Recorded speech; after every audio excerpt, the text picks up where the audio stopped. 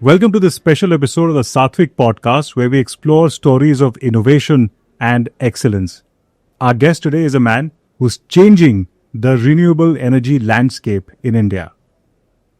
Mr. Ankit Jain is the CEO and founder of Loom Solar. It's a decade-old renewable energy company. Ankit, thank you so much for being with us today. Thank you, Manshi.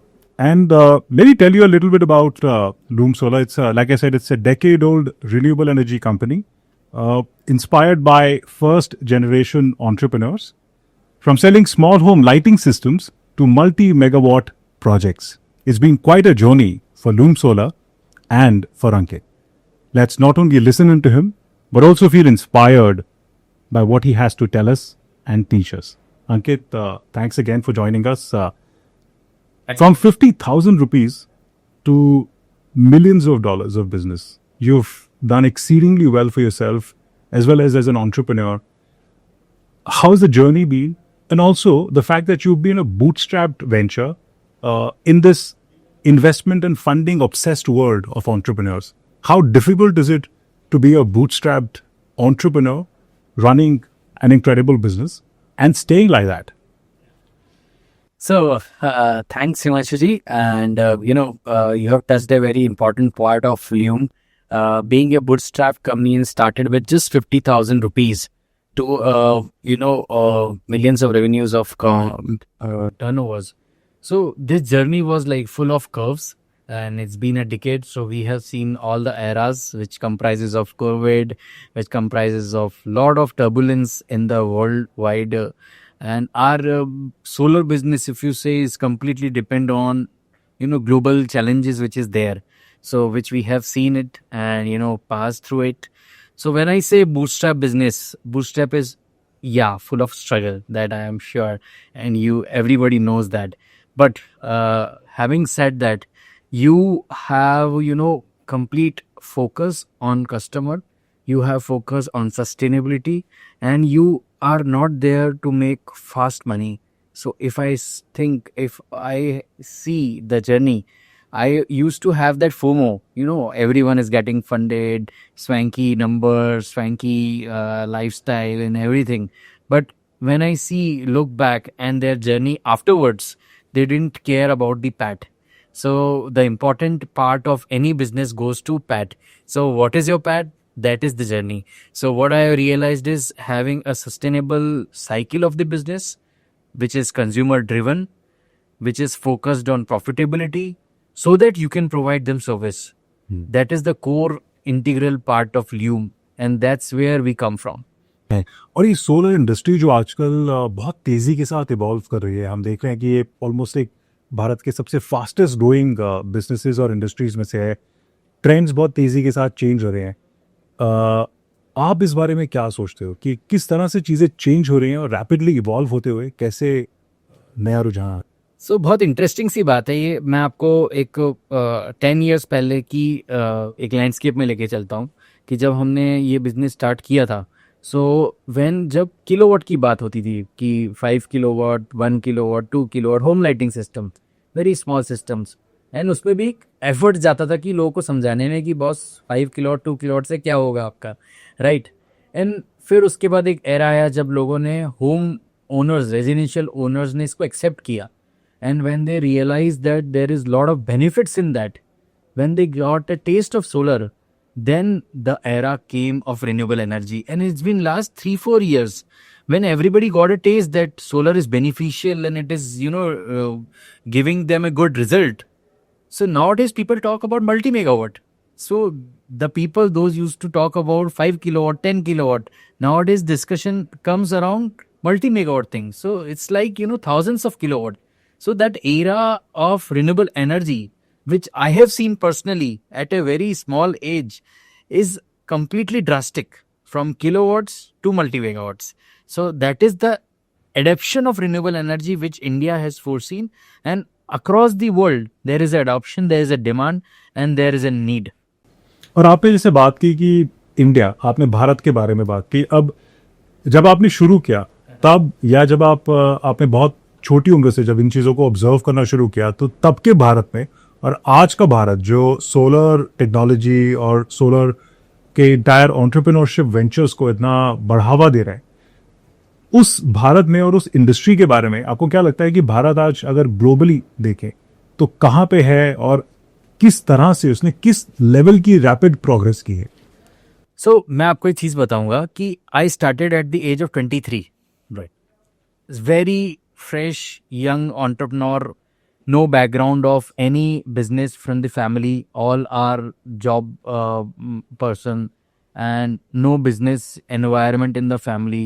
It's completely a struggle when you realize it, that on ground you have to make it or break it, you don't have any option. So there was new government forming, there was new policy coming, and when ever आप देखें कि देखो गाड़ी का एक tyre चलता है तो गाड़ी नहीं चल सकती, गाड़ी की चारों टायर चलते हैं जब भी गाड़ी फास्ट चलती है. सो ये जो टाइम है, और मैं यंग युवाओं को अभी यही कहना चाहूँगा, ये जो टाइम है, ये टाइम में चारों टायर चल रहे हैं, because policies are in favour of you, government is looking and helping, lot of scopes are there in environment and ESG requirements are there across the globe.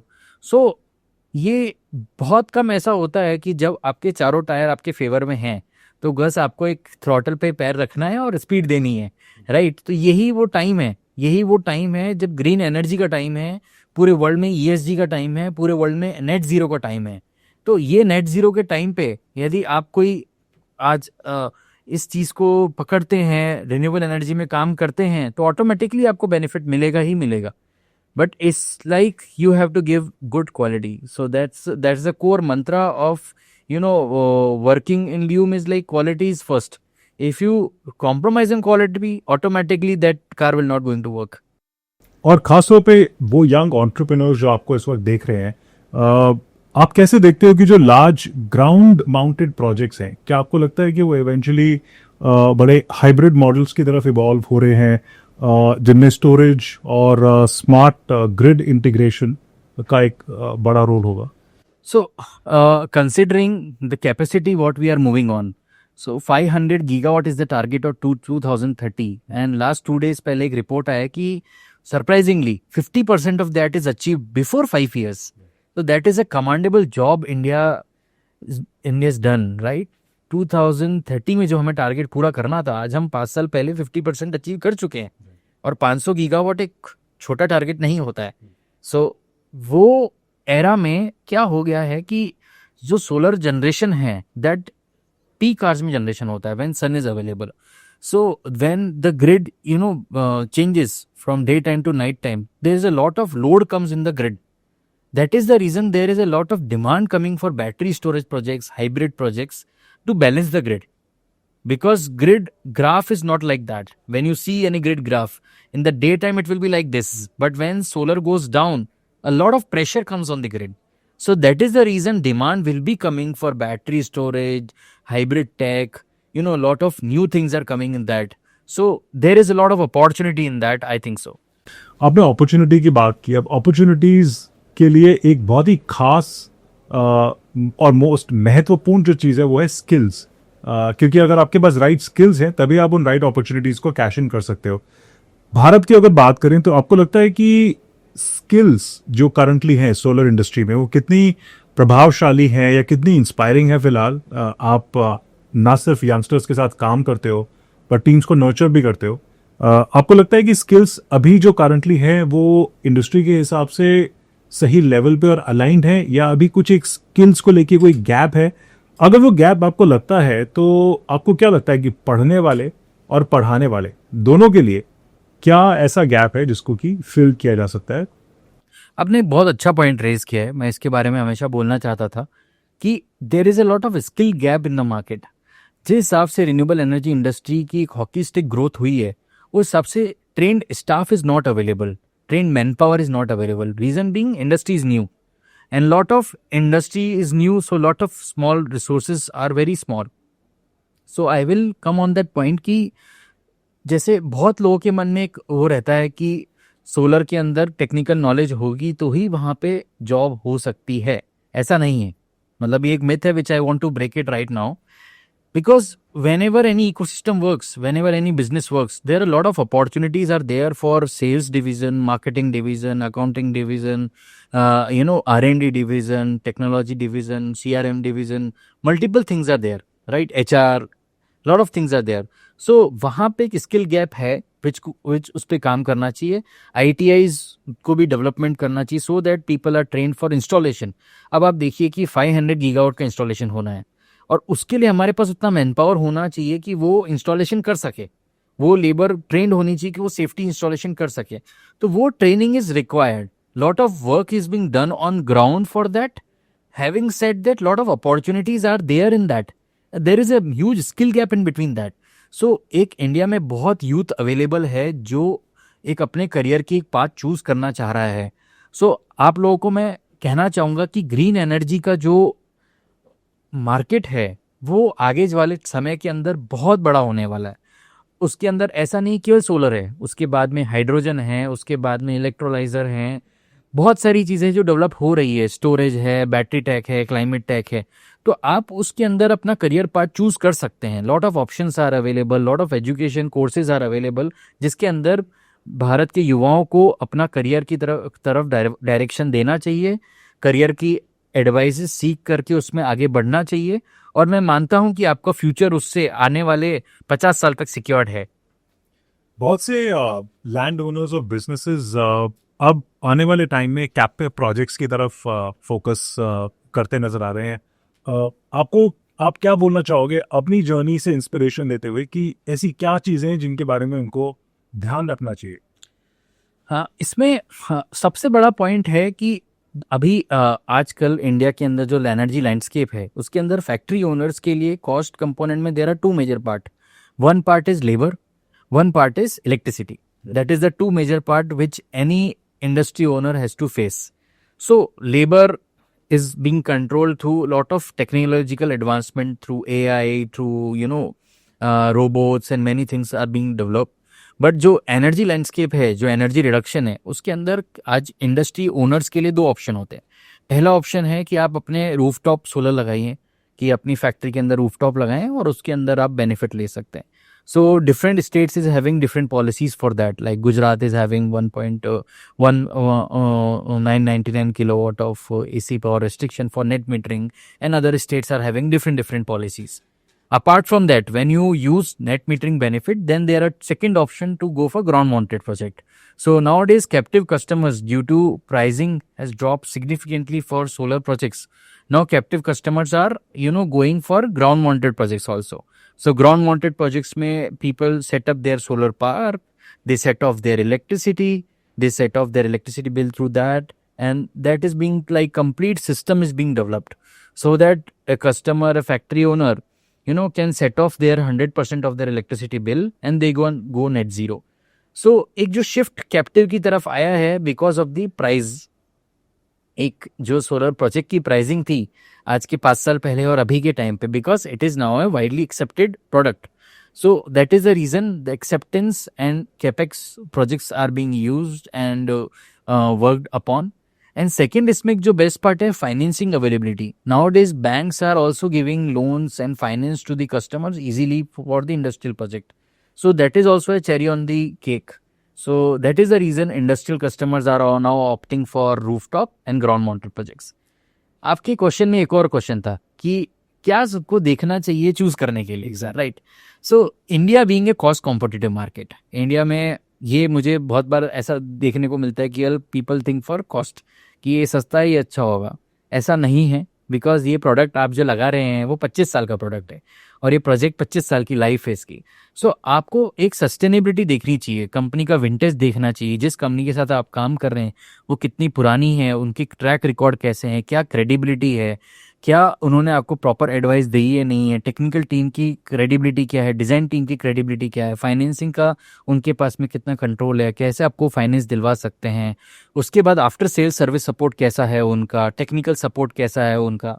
ये सब चीज़ें देखने की है while selecting solar panel also, कि what is the durability, is this being insured और not by Munich RE, what is the life of the solar panels, what is the life of that company from that they are taking the solar panels, are they being bankable or not, what is their ranking.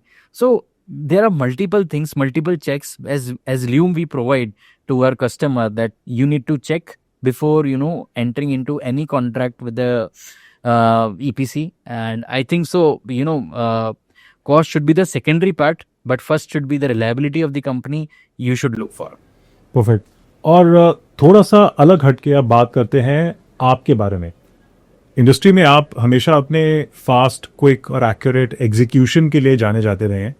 एक खास तौर पे उन budding entrepreneurs के लिए जो इस industry में आना चाहते हैं, अपने लिए नाम कमाना चाहते हैं और क्विकली फास्ट पेस्ड प्रोजेक्ट्स को एग्जीक्यूट करना चाहते हैं, ऐसे कौन से एग्जीक्यूशन लेसन्स थे जो आपने अपने अर्ली एक्सपीरियंस में सीखे, जिनको आपने अपनी एग्जीक्यूशन में स्टार्टिंग से इम्प्लीमेंट या तो करना शुरू किया या फिर टाइम के साथ साथ अब उन लेसन्स को आप इम्प्लीमेंटेशन में लाते हैं ताकि आप अपने एग्जीक्यूशन को और भी प्रभावशाली और बेटर बना सके? सो हमने टेक्नोलॉजी को बहुत चूज किया इसके अंदर, because take come first in loom. So we have designed our own software in the company for project management, for after sale service. So that is the reason we have been able to deliver the projects on time. And having said that, is like I have seen a lot of practice in the market. People take orders but don't deliver at the time which is committed because of the low pricing. So that is the where it comes from. What you have committed, it's committed. So then you have to deliver. So it's like we have developed SOPs in our company. So in which stage by stage all the work is being done, and we have departments all together like design department, paperwork department, execution department, safety department, O&M department, and material movement, procurement. Everything is being controlled by department wise. SOPs are being developed and technology is being accepted. So that is where learning from all the operational excellence and having a core team which comes from desired experience on the ground. That's the reason we have been able to deliver the projects on time. अब एक खास तौर पे आपने एक बहुत लंबी journey के बारे में बात की। बहुत से एंटरप्रेन्योर्स इस बारे में जानना चाहते हैं कि वो क्या सक्सेस स्टोरीज हैं, या वो एक खासी सक्सेस स्टोरी कौन सी है जिसने आपको सबसे ज़्यादा अपनी जर्नी में इंस्पायर किया है। कोई बड़ा माइलस्टोन, कोई बड़ा डिसीजन जो आपने लिया हो, चाहे कन्वेंशनल चाहे अनकन्वेंशनल, खास तौर पे अनकन्वेंशनल, जो उस समय आपको बहुत बड़ा लगा हो लेकिन उसने आपको बहुत ज़्यादा हेल्प की हो और आपके बिजनेस को ग्रो करने में आपकी बहुत मदद की हो। सो मैं एक चीज़ कहना चाहूँगा कि ये जो मेरी लाइफ की जर्नी रही है, इसके अंदर एक बहुत अच्छा एटीट्यूड मैं उस पर फोकस करूँगा कि you have to be flexible. India is a market which changes every year. So you have to be flexible as per the market. And renewable energy and solar is likewise the same market. It changes every week because prices are being controlled by other countries. Technology is being controlled by other countries. A lot of changes happens overnight. So you have to be flexible. You have to seek what exactly customer requirement is there. So when I talk about, our practice, so, the important game change happens when you shift from rooftop to ground mounted. So people nowadays, like whenever people were accepting rooftop on their industrial roof, so nowadays rooftops are not available because a lot of industries have accepted the roof, right? Accepted the rooftop. So now people have shifted to ground mounted. But as a company, you have to be ready with the team, with licensing, with paperwork, with the proper resources, proper technological advancement for that change.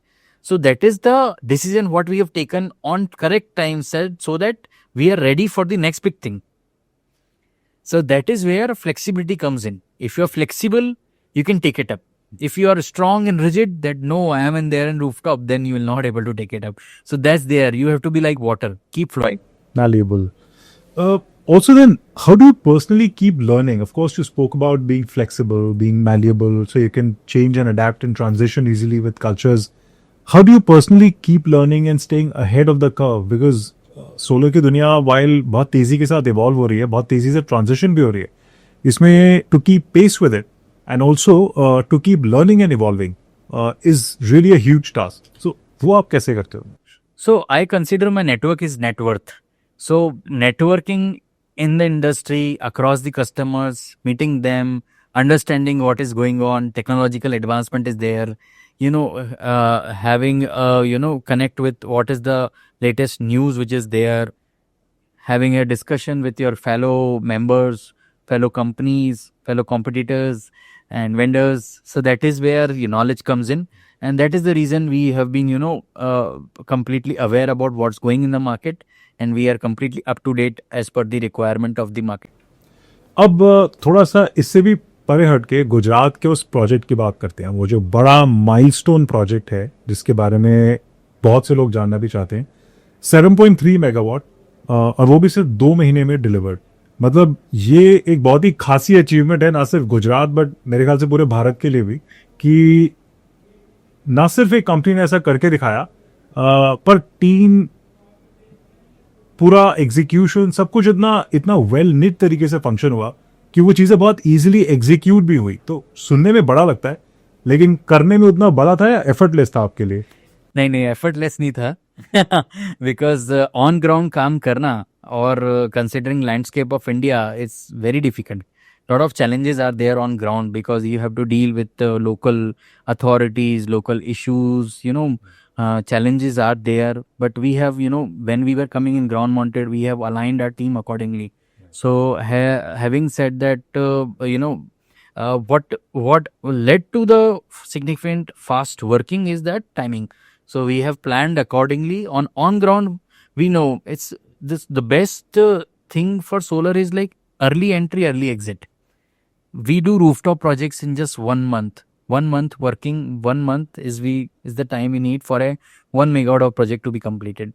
And ground mounted, we have realized that this is the way we have to do it fast. So we have that strategy that deployment of the team should be that time and exit should be that time. So all the local issues, hurdles, everything is being managed beforehand. Discussion has been done beforehand. Material planning has been done beforehand. SOPs has been designed accordingly so that material comes as per the requirement. Like module is 70% of the cost of the project. So module comes in the last 10 days or 15 days of the project. So that's how we have planned accordingly, and we have got a success also. And that is now the model we have accepted, and a model we are operating for other of the sites. And we are now developing around these kind of sites, around 15 sites which are currently under execution. And we really want to change the landscape of India. But 7.3 megawatt in just 2 months जब start किया था तो क्या ऐसा सोचा था कि इतना क्विकली हो सकता है execute? A lot of hiccups were there. I was also not sure that it was going to happen or not, but that's the timeline which was written on my board. So so every day, every morning I used to see that timeline, that is there, we have to execute it because a lot of commitments were there, and I don't want to lose that commitment because financing cost is also there for the customer. So that's the reason on ground, if I say from day one of execution on ground to last day of execution on the ground, till the power is being started, just 2 months. और इस landmark just 2 months. Just 2 months. So that's a big achievement in itself. And also to further move ahead from that question, इस important journey और इस important landmark में आपका एक partner सात्विक भी था, जिसमें कहीं ना कहीं उस जर्नी के अंदर जिसने एक बहुत इंपॉर्टेंट रोल प्ले किया है।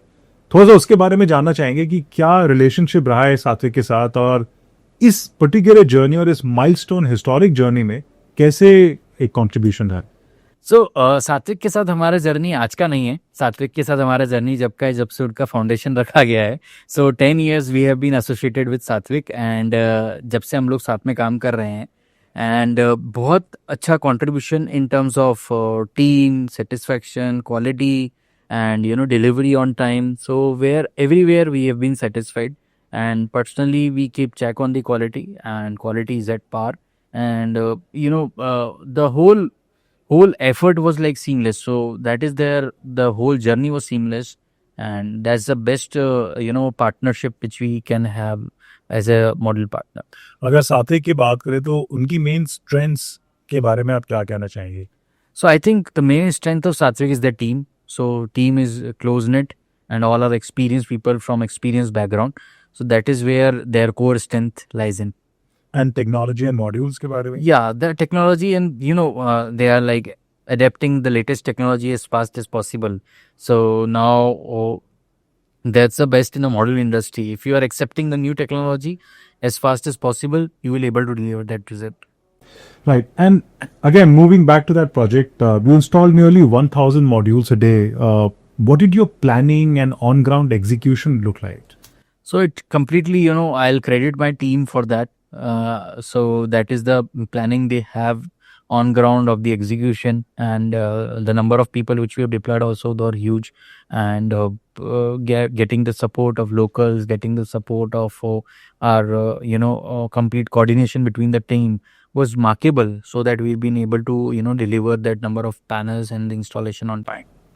राइट आपने कई बार इस बारे में बात की है कि आपकी इन हाउस डिज़ाइन प्लानिंग और एग्जीक्यूशन टीम है कितना ज़रूरी है अगर आपके नज़रिए से समझें as an entrepreneur to have that in house design planning and execution team क्या वो एक स्ट्रेंथ की तरह से है या उसमें कुछ पहलुओं पर कुछ वीकनेसेस भी होती है देखिए, यदि आपको टाइम पे काम करना है और आपको डिलीवरी एज पर दी कमिटमेंट करनी है, तो आपको इन हाउस रहना ही पड़ेगा team. So that is the reason we have everything in house, from paper work to O&M to design to project management. Everything is being in house. Reason being, getting these things outsourced, you'll not get to quality, because the outsourced vendor, we must be having multiple of the sites. And if you focus on our work and give the good quality of the work, then you should have an in-house team to get a great result, and having control on the quality and the BOS part. And what do you think is the main strength of Loom? So main strength of Lume lies in the team, so which is the integral part of Lume, and we have people from long time, those who have served us, and that is where we come from. The team is completely close knit, and having said that, is the core strength of Lume. अच्छा इस बारे में आपसे आपने गुजरात में एक बेहतरीन project अभी रिसेंटली एग्जीक्यूट किया आपका सोलर इंडस्ट्री किस तरह से गुजरात में इवॉल्व कर रही है इस बारे में क्या सोचना और मानना है और अपने खुद के एक्सपीरियंस से जब आप ओवरऑल इंडिया के मार्केट को स्टडी करते हो और खासतौर पे गुजरात के मार्केट को स्टडी करते हो तो आपको क्या लगता है करंटली कितना इवॉल्व हो चुका है और किस डायरेक्शन में आगे जा रहा है So देखिए, Gujarat being number 1 leader in renewable energy landscape of India, so मैं देख रहा हूँ कि people are now going towards as a investment product in solar. So there are a lot of opportunities available in solar as an investment product. There are a lot of schemes like Kusum scheme is there, distributed renewable energy scheme is there, where people set up their project and sell the power to the government at a fixed tariff, which is called a PPA, Power Purchase Agreement. So सबसे पहला adoption था residential, second adoption था industrial में भी rooftop, third adoption था industrial के अंदर ground mounted. Now fourth adoption which is coming as a investment product. So nowadays people see that land is costly, mutual fund is not that under control, give only 8, 10, 12% return, gold risky. Nowadays solar is coming as a investment product where you have your own asset, install it, maintain it, sell the power to the government and earn fixed return. So that is now becoming an investment product. So I see that direction where the solar is going. It is now going as asset class. So which will be the now new product in which people will own it as a asset class and nurture it for 25 years and earn a fixed return out of it. ये आपने बहुत important और बड़ी interesting बात की. I am sure lot of people would be interested in knowing more about it. इस पर अगर आप थोड़ा और एलैबोरेट करना चाहें कि कैसे यंग इन्वेस्टर्स, यंग एंटरप्रेन्योर्स अगर सोलर को जैसा आपने कहा एज एन इन्वेस्टमेंट प्रोडक्ट अगर देखते हुए चलना चाहते हैं और उससे गेन्स भी चाहते हैं, खासतौर पे वो लोग जो मार्केट्स में और बाकी सभी तरह के इन्वेस्टमेंट एवेन्यूज में अभी तक इन्वेस्ट करते रहे हैं, हाउ डू यू थिंक उनके लिए वो क्या पहलू हैं, वो क्या चीजें हैं जिनके बारे में उनको ध्यान रखना चाहिए? हाँ ठीक है, तो इसके अंदर देखिए, different states is having different policies. If I consider Gujarat, so Gujarat is having a policy called distributed renewable energy policy, in which customer as an individual or as a company can set up a project at a maximum capacity of 5 megawatt nearby to a substation. वहाँ पे plant लगा के वो government को power बेच सकता है at a fix rate of 2.76, उस पे वो सिंपल डेप्रिसिएशन ले सकते हैं, और यदि उन्हें एक्सेलरेट डेप्रिसिएशन लेना है तो tariff will be reduce by 20 पैसा. No. So in a company, if you want to take the depreciation, you can install a project for the government, sell the power to the government at a fixed rate, which is called 2.76, in which your numbers are locked. So and best part is this whole project is being funded by banks. So banks are also funding the whole project. So you've put up the project, you sell the power to the government at a 2.76 rate, you get the fixed amount of money in your bank account. Your PPA is with government. So you are safe. Your income is for 25 years. You are safe. Your project is being funded by bank. You are safe. So this is an asset class in which you have a land, you have a project of your own, you are selling power to the government, and that is being locked for 25 years. It is called distributed renewable energy policy, which is in Gujarat. If I talk about other states, there are other states policies of Kusum, which is there, which is in which you can set up a project, you can bid for the tariff, and you can sell the power to the government. Right. क्या B2C या जैसे normal customers हैं, home owners हैं, क्या उनके लिए भी कुछ इस तरह के एवेन्यूज हैं जो जिनके बारे में आप उनमें से जितने भी लोग इस पॉडकास्ट को देख रहे हैं, अगर उनके लिए भी आपके पास कोई ऐसी सलाह है कि कैसे वो सोलर को एज एन इन्वेस्टमेंट प्रोडक्ट भी देखते हुए चल सकते हैं, तो क्या उस बारे में भी आप कुछ कहना चाहेंगे? For residential owner, I think this avenue is not open right now. This is open for any HNA customers or any industrial customers, those who want to take depreciation benefit.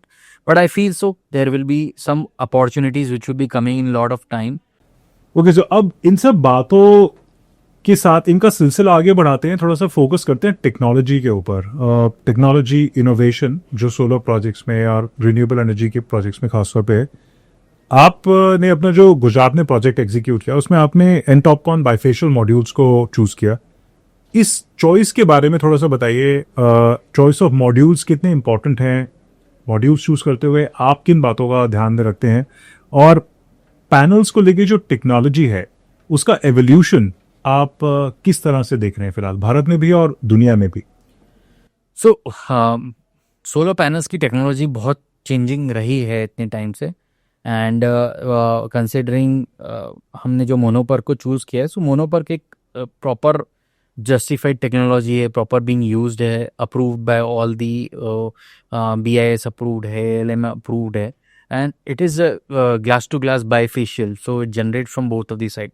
So ground mounted projects जो होते हैं वहाँ पे energy and radiation is available on both of the side. That is the reason we have chosen bifacial panels. And whole project is completely in robotic. So 2 robots are there which is managing the project, cleaning, dry cleaning every day.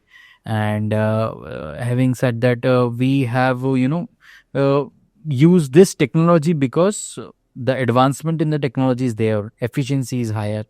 And now if you see, G2LR is also coming, which is now giving 620 watt peak of panels. So advancement which is there, but I prefer and said to customers that go for the latest technology. So if you are going for the installation of your project which is there for 25 years, go for the latest one and choose best of the products. And choosing best of the product depends on the best of the BOM. People don't go in the BOM. People think कि यार सस्ता है ये वाला ले लेते हैं, अच्छा चलेगा, बढ़िया रहेगा. बट डीप डाउन करके BOM में जाइए कि अंदर क्या है, उसके अंदर सेल किसका है, ग्लास किसका है, वेफर कौन सा है, फ्रेम कौन सी कंपनी का है, सब वारंटी सपोर्ट कैसा है, इंश्योरेंस है या नहीं है, सब चीज़ें देखने वाली है. तो वो सब चीज़ें हम लोग पूरा का पूरे ध्यान रखते हुए कस्टमर्स को सजेस्ट करते हैं कि ये क्वालिटी के अंदर ये टेक्नोलॉजी आपको चूज़ करना चाहिए. अब इन सभी के अलावा जब आप बात करते हैं अलाइनमेंट की, एंगल की, BOS की, बैलेंस ऑफ सिस्टम कंपोनेंट्स की, वो क्या चीज़ें हैं जिनमें डेवलपर्स आपके हिसाब से मिस्टेक्स करते हैं जब बात आती है एग्जीक्यूशन की, और उन किन चीज़ों के बारे में वो सतर्क या सावधान रह सकते हैं? सो मुझे लगता है कि पैनल इन्वर्टर पे सब लोग ध्यान देते हैं, बट बैलेंस ऑफ सिस्टम पे बहुत कम लोग ध्यान देते हैं. So because major of the cost panel और इन्वर्टर में चले जाता है, but balance of system is the heart of the project because it connects everything. So वहाँ पे प्रॉपर ध्यान रखने की ज़रूरत है कि quality is being selected properly, and जो कम्युनिकेशन है, आपका मॉनिटरिंग है, आपके रोबोट्स हैं, टेक्नोलॉजी एडवांसमेंट है. सो nowadays like we use drones to check out any fault which is available, any heat hotspot है या नहीं है. So technology is being evolved like this कि from drones you can check out the complete site, like hotspots are not there, any alignment issues there. So everything you can manage it in-house. So advancement of technology is good and usage of technology is very important. Advancement तो हो रहा है but आप इसको use नहीं करेंगे तो उसका कोई फल नहीं मिलने वाला है, राइट. सो वही चीज़ है कि आज एआई का जो डेवलपमेंट है और जो ड्रोन टेक्नोलॉजी का डेवलपमेंट है, उन दोनों को यूज़ करते हुए यदि हम लोग एक अच्छा प्रोडक्ट डिराइव करते हैं तो उससे बहुत कुछ इंप्रूवमेंट्स हो सकते हैं. आपने टेक्नोलॉजी की बात की, आपने ड्रोन्स की बात की. बहुत ही एक्साइटिंग वर्ल्ड, बहुत ही एक्साइटिंग दुनिया है टेक्नोलॉजी की. एआई, आर्टिफिशियल इंटेलिजेंस आजकल एक बहुत ही बड़ा बज़वर्ड है, बेहद इम्पॉर्टेंट और ज़रूरी हो गया है वो लाइफ के अंदर सभी लोगों की. डिजिटल ट्विंस, एआई, ऐसी बहुत सी टेक्नोलॉजीज़ हैं जो आजकल ज़्यादातर इंडस्ट्रीज़ में एक बहुत ही बड़ा और अहम रोल प्ले कर रही हैं. सोलर में फ़िलहाल इनकी कितनी पेनिट्रेशन है, किस लेवल पे और क्या रोल ये टेक्नोलॉजी फ़िलहाल प्ले कर रही हैं, एआई या डिजिटल ट्विंस, और कैसे इनका रोल आपको दिखता है कि आने वाले समय में इवॉल्व होगा, बढ़ेगा तो कितना और कैसे? So nowadays manufacturers having started using AI in their manufacturing line so that people the machine can sort the quality product automatically and make a different segregation among the quality of the modules, so where AI being used. And in the projects, if I say technology advancement of a drone is being used for checking out the quality issues which are there and any hotspots which are there to check out from the drone. Even for regular maintenance drone are being used.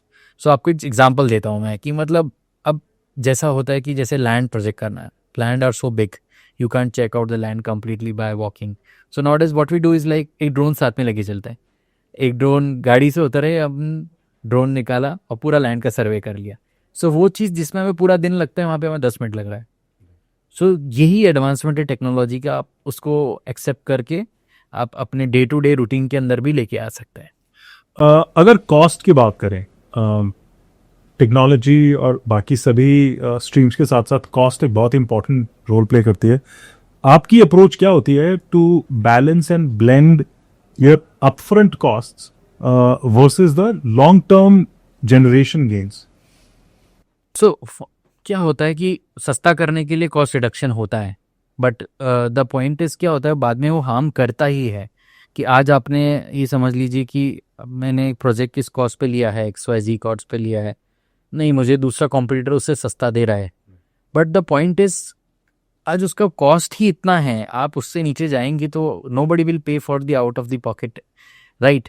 सो इसके लिए customers को देखना चाहिए कि इस चीज़ का cost यदि XYZ है और वो आपको XYZ माइनस 10% पे दे रहा है तो there is something mischievous in that.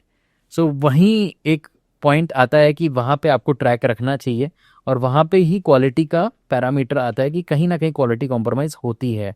सो मैं आपको एक छोटा सा एग्जांपल देता हूँ. हमें एक कस्टमर का कंप्लेन आया था कि सर हमारा वो प्रोजेक्ट हमने इंस्टॉल नहीं किया था, किसी और ने इंस्टॉल करके बताया था कि सर हमारा प्रोजेक्ट जनरेशन नहीं आ रहा है, 1 यूनिट पर किलोवाट का जनरेशन आ रहा है. और हमने जब जाके उसका ड्यू डिलीजेंस किया, चेक किया, वहाँ पे चेकआउट किया, तो these were all panels which were stickered, imported from China, getting stickered on the name of a brand name and generating 1 unit per kilowatt and that EPC company went away.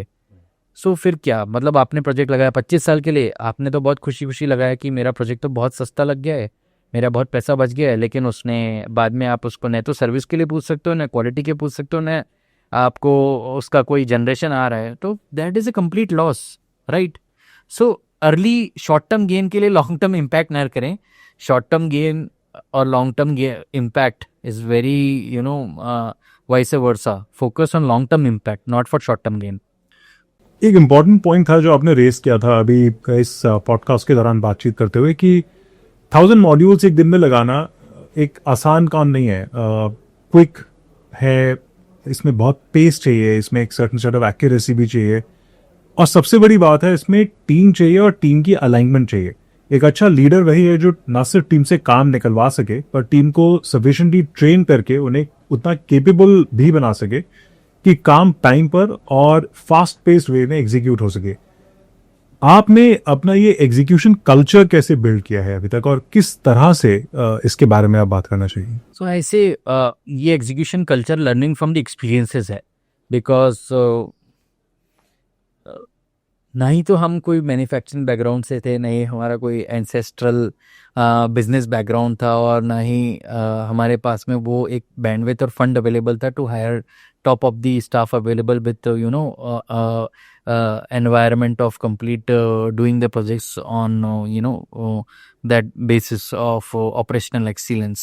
But execution जो pace है और जो combination है that comes from experience and failures.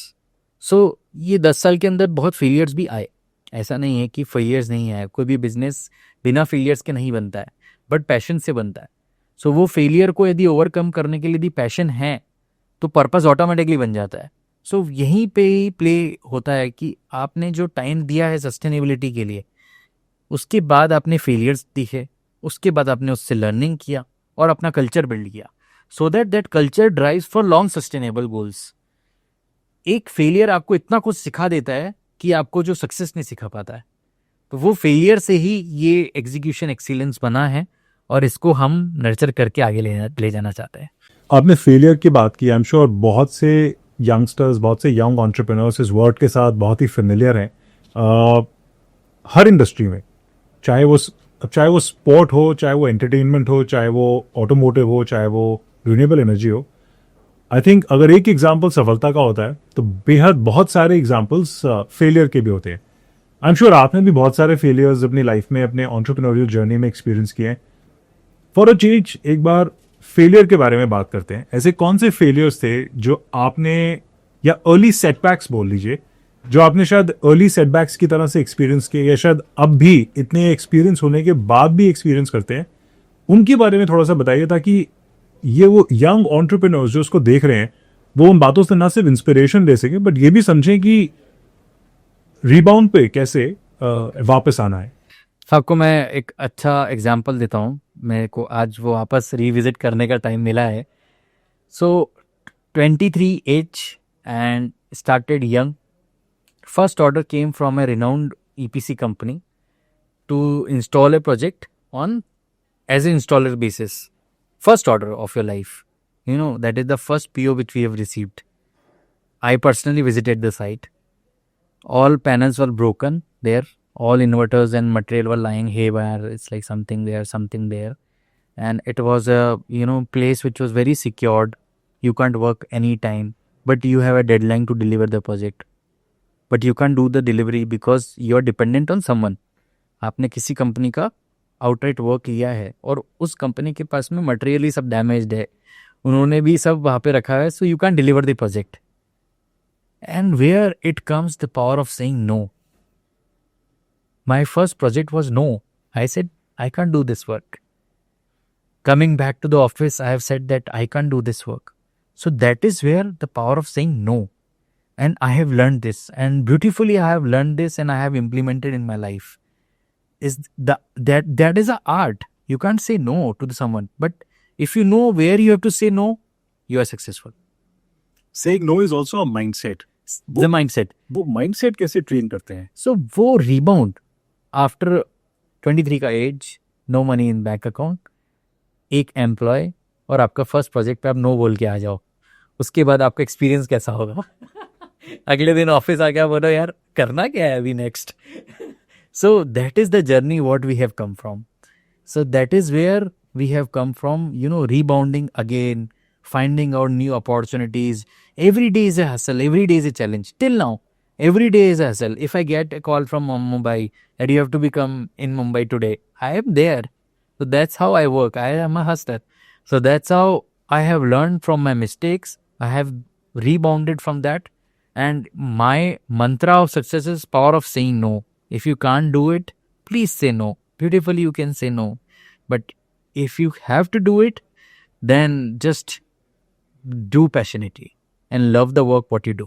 और ये passion जो founders में इतना स्ट्रांगली है उसको अपनी टीम में ट्रांसलेट करने का बेस्ट तरीका क्या है? बिकॉज हमने देखा बहुत से फाउंडर्स खुद तो बहुत पैशनेट होते हैं, बहुत ज्यादा पैशन के साथ काम करते हैं, पर समहाउ जिन टीम मेंबर्स को वो हायर करते हैं या ट्रेन करते हैं उनमें वो पैशन ला पाना उनके लिए काफी मुश्किल होता है। बिकॉज वो शेयर्ड विजन, वो शेयर्ड पैशन समहाउ आप अपने सारी टीम के थ्रू अपने काम में दिखा पाओ। ये एक फर्स्ट चैलेंज होता है शायद एक फाउंडर के लिए, बिकॉज एक समय के बाद जब वो खुद एक्सपैंड करते हैं तब उन्हें टीम मेंबर्स पे काफी लेवल पे रिलाई करना पड़ता है एग्जीक्यूशन के लिए। तो पहली बात तो वो पैशन आप आगे ट्रांसलेट कैसे करते हो अपनी टीम में, और दूसरा आप अपनी टीम को नई टेक्नोलॉजी के लिए और एडवांस पैनल्स और मॉड्यूल टेक्नोलॉजी और बाकी बेहद फास्ट चेंजिंग लैंडस्केप के लिए किस तरह से लगातार ट्रेन करते हैं? सो आई थिंक ये चैलेंज मेरा नहीं है, ये चैलेंज इंडिया का है। एवरी फैक्ट्री ओनर और every entrepreneur if I talk, they have a challenge of team. So I think team को टीम मत बनाए, टीम को फैमिली मेंबर बना लीजिए।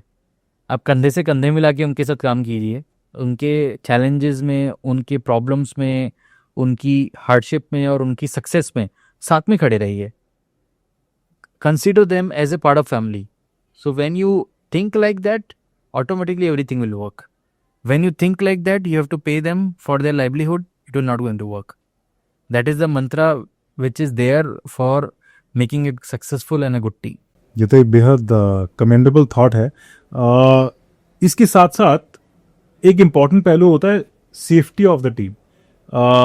एक ऐसा वर्कमैनशिप कल्चर है जिसमें बड़ी इंस्टॉलेशंस हैं, बड़े प्रोजेक्ट्स हैं, ऐसे में how do you ensure safety, खासतौर पे जब आप अग्रेसिव टाइमलाइंस को चेस कर रहे हैं और रिकॉर्ड ब्रेकिंग अचीवमेंट्स की तरफ आगे बढ़ रहे हैं? Safety is our first foremost priority in our company. So if I say, we have developed HSE guidelines in the company, and we have safety officers assigned to all the sites. No compromise on safety, no, not at all. It's like complete, you have to focus on the HSE guidelines, focus on the all the cultures, SOPs which are developed for safety. That's how we are be able to deliver all the projects with complete safety. Also इतने बड़े level के projects को जब आप execute करते हैं तो आपको क्या लगता है कि कौन से डिपार्टमेंट्स या कौन से फंक्शंस होते हैं जो usually young entrepreneurs often overlook कर देते हैं, जिस वजह से बाद में उन्हें परेशानी होती है या किसी भी तरह से प्रोजेक्ट के कंप्लीशन में या टाइमलाइंस में दिक्कत आती है? कोई ऐसा पहलू जो आपने ऑब्जर्व किया हो अपने एक्सपीरियंस में जिसको ओवरलुक नहीं करना चाहिए at the beginning of the project itself? So I think for our kind of business and for young generation entrepreneurs, I think you have to completely assign yourself on the finance side of the business. Right. When you can, have a overlook on the cost and focus on the profitability, then only sustainability will come. So as a founder, if I say, you have to, completely attach with the finance department and purchase department. These are the two departments which is very important for longevity and sustainability of the company.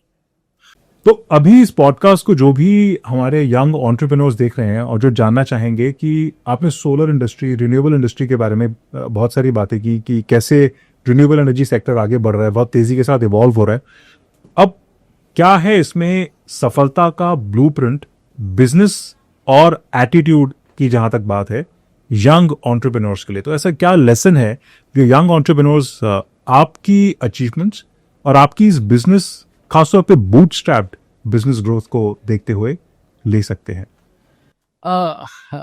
बहुत ही अच्छा question आपने पूछा। इसका सबसे बड़ा blueprint जो मैं समझता हूँ वो ये है कि स्टे ग्राउंडेड, स्टे हम्बल। सो जब तक आप इतने ग्राउंडेड रहेंगे और इतने हम्बल रहेंगे, जितना भी बड़े इंसान मैंने लाइफ में देखे हैं जो एक लेवल पे पहुंच चुके हैं, वो उतने ही हम्बल होते हैं, उतने ही ग्राउंडेड होते हैं और वो उतने ही विनम्रता से मिलते हैं।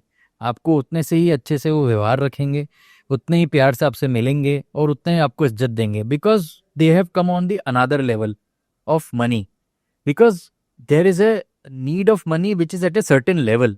After that that money is extra only, right?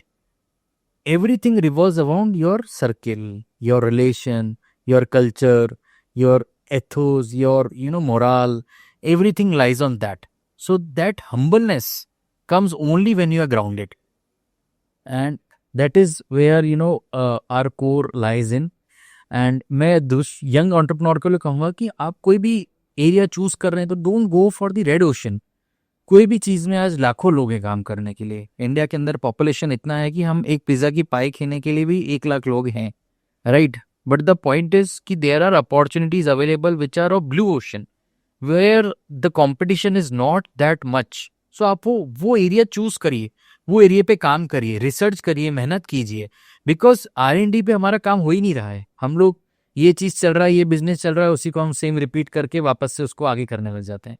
But if you talk about innovation, if you talk about space tech, if you talk about climate tech, if you talk about blockchain, lot of technical R&D work are going on across the world. But if you talk about India, तो वहाँ पे हमारा lack है. हम लोग बहुत सारे product बना रहे हैं which are there in the market, but you are just tweaking it. उसका वेगन रूप कर दिया है, हेल्दी रूप कर दिया है, कुछ ना कुछ उस पर एक एड ऑन कर दिया है. But if you talk about R&D, if you talk about something new, if you talk about tech, वो लैक है. वहां पे काम करना पड़ेगा. और अगर R&D की बात करें तो कौन सा ऐसा देश या कौन सा ऐसा बिजनेस या कौन सी ऐसी कंट्री या उसकी प्रैक्टिसेस हैं जो आपको सबसे ज़्यादा इंस्पायर करती हैं, जिनसे अगर सीखना हो यहाँ के एंटरप्रेन्योर्स को R&D को लेके तो सबसे वैल्यूएबल लेसन्स मिल सकते हैं? So if you talk about climate tech, so climate tech के अंदर Switzerland is the heart for that. Even European standards are very good for that. So Dubai, lot of work is being done in climate tech in Dubai. Apart from that, if I talk about innovation, so innovation always lies in technology, in R&D, right? So that is where the work need to be done. वहाँ पे काम होना चाहिए. मुझे लगता है वहाँ बहुत स्कोप है, अभी भी वहाँ पे बहुत कुछ स्कोप है कुछ इनोवेट करने का, राइट. तो वहाँ पे काम हो सकता है और होगा भी. इफ आई से ग्रीन हाइड्रोजन, जो आज 10 साल पहले सोलर था, वो आज अभी ग्रीन हाइड्रोजन है. वही रिएक्टर्स, वही ग्रीन हाइड्रोजन आज 10 साल पहले जो सोलर था जब इनिशियल फेज में था, वही 2025 में भी ग्रीन हाइड्रोजन उस फेज पे है. कोई 10 साल बाद आपको जो सोलर जिस लेवल पे उस पे ग्रीन हाइड्रोजन दिखेगा. So there are lot of opportunities around it. So ऐसे बहुत सारे एरियाज है, वो ब्लू एशियन एरियाज हैं जहाँ पे थोड़े एफर्ट्स टेक एंड R&D का रिक्वायरमेंट है. तो don't be in the crowd, stay away from the crowd and pull the crowd. थोड़ा आपके बारे में जानना चाहेंगे, आपके अपनी पर्सनल जर्नी के बारे में भी, आपके बिलीव्स और आपकी इंटरेस्ट्स और उनकी फाउंडेशंस के बारे में भी थोड़ा अगर आप अपने बारे में बताना चाहें कि आपने अपनी इनिशियल एजुकेशन या अपना इनिशियल जो पीरियड है वो कहाँ पे गुजारा, कहाँ से आपको आपके वो सारे बिलीव्स, वो सारी फाउंडेशन मिली जिनसे आपने आगे इन सभी एक्सपीरियंसेस को और इन सभी स्किल्स को गेन किया और फिर आप आगे अपने एंटरप्रेन्योर जर्नी में स्टार्ट हुए. सो मेरे को मेरी बिलीफ लाइफ की अपने पेरेंट्स से मिली है एंड दैट्स द रीज़न. जहाँ भी मैं आज हूँ तो उनको मैं अपनी फैमिली, पेरेंट्स, वाइफ को थैंकफुल कहना चाहूँगा. उनका बहुत सपोर्ट रहा है इस जर्नी के अंदर और they have always been by my always back support, my wife, my parents, my kids, and I have been around India all the time. Like I'm native of Rajasthan, but I have been educated in Hyderabad, and then I worked in Hyderabad. Then I started in Jaipur. Then I moved to Ahmedabad. So I have been, across India for my, education and my business journey. So I have a flavor of India. That's the reason I enjoy being in India. Wow, that's been a remarkable journey for sure. उसी note पर हम एक quick rapid fire में जाएंगे जहाँ पे quick 5 rapid fire questions आपसे पूछेंगे before we let you go. So question 1, one tool or one app that you cannot live without and why? Gmail. And why? Every day, every time, mail is important for the communication, and every minute I am always checking my mail. Okay. And your proudest execution milestone? the rooftops what we do in just 30 days is always a milestone, because sometimes customers comes to our office and they really say that पता ही नहीं चला project खत्म ही हो गया यार आपका. So that is the achievement what we are. और अगर आप रिन्यूएबल एनर्जी के सेक्टर में नहीं होते तो कभी सोचा है कि आप क्या तो मैं कार डिजाइनर होता. I was a personal car designer. मैं बचपन से स्केचिंग करता था, बट वो मेरा एक हॉबी थी और अभी वो पूरा सोलर पे शिफ्ट हो गया है. अभी कोई ऐसे प्लान्स कि दोबारा उस बारे में सोचने के बारे में किसी तरह से नहीं? One piece of advice that you would like to give to young engineers and young entrepreneurs entering and wanting to enter the renewable energy business? Explore. Lot of opportunities are there in the market in climate tech, and this will be the era of climate tech, because considering all the things which is happening across the world, this next 50 years will be climate tech. Focus on that, and opportunities are there lying on the table, just you have to grab it. So आखिरी question आपसे, क्योंकि हमने कुछ इसी तरह से अपने podcast को शुरू भी किया था कि एक्सेलेंस और इनोवेशन को अंडर प्रेशर डिलीवरी करने की जहां तक बात आती है, तो आपका लाइफ में एक वो सक्सेस मंत्रा या वो एक कहावत या एक वो मोटिवेटिंग लाइन क्या है जिसमें आप एक्सेलेंस और इनोवेशन डिलीवर करते हो अंडर प्रेशर? एक मंत्रा है लाइफ का जो मैं सबके साथ शेयर करना चाहूँगा. जावेद अख्तर साहब की ब्यूटीफुल सी लाइन है जो मेरे ऑफिस के केबिन में भी लिखी हुई है.